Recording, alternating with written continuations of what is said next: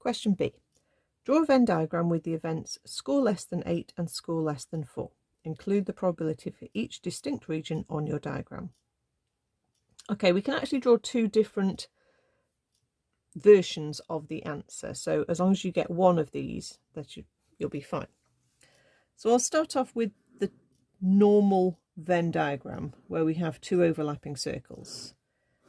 Okay, so my two circles, I'm going to label less than 8, and the second circle is going to be less than 4. Okay, the central section, okay, this bit in the middle where they're overlapping, is where you have to score less than 8 and less than 4. Okay, but if your score has to be both less than 8 and less than 4, then basically it has to be less than 4.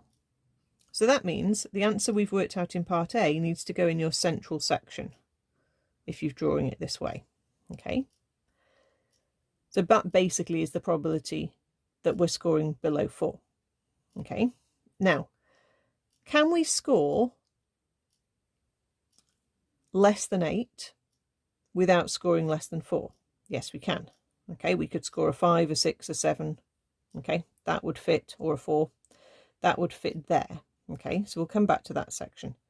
Can we score less than 4 if we aren't scoring less than 8? No, we can't.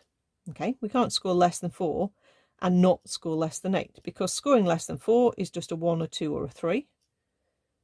But then we're automatically scoring less than 8. So we need to make sure that section gets labelled as a 0. It's actually easier to work out the outside, okay, because remember that we're only using these two dice. So the only outcome that isn't one of these two is if we score an 8. Okay, that's the only other thing that could happen. And we can tell that the chance of scoring an 8 would be following a tree diagram and choosing dice 2 and then scoring an 8, which would be 1 chance in 8. So it would be a half times an 8th, which is a 1/16. So you have to think through that bit. Okay. And then you can work out the missing number because it's all going to add up to 1. So at the moment we've got 10/16, so we've got 6/16, or you can cancel that down to 3/8 if you want to. Okay, and that's our Venn diagram.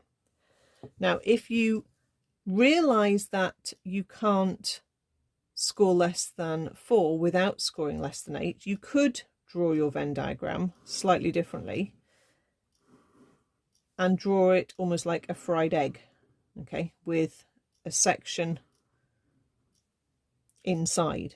Okay, so the inner circle is less than 4 and the outer circle is less than 8, and then the very outside is if you're scoring 8. Okay, so the inner of the two circles is the scoring less than 4, which is 9/16. We've already talked about the fact that we can score an 8, and that's a half times an 1/8, which would give you a 1/16. And then you'd have your 6/16 there.